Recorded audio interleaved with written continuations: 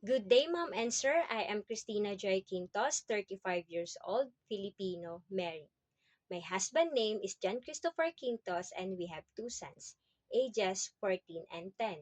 My father's name is Sunny Fernandez and my mother's name is Cardin Fernandez.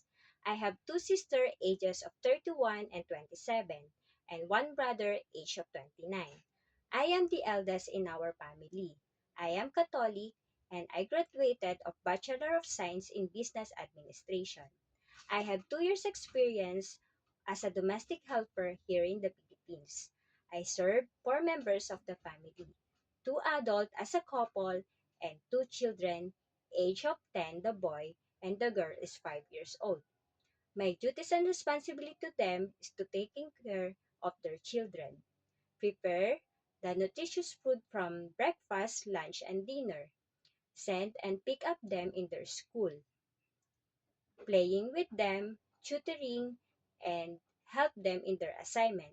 Also, while in the children in their school, I clean their house, cooking their foods, wash and ironing their clothes, gardening, and also going to the market to buy their food.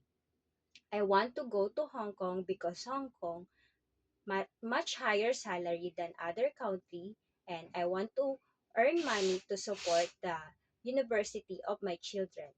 And also, Hong Kong is the safe country and give day off to their employer. Thank you.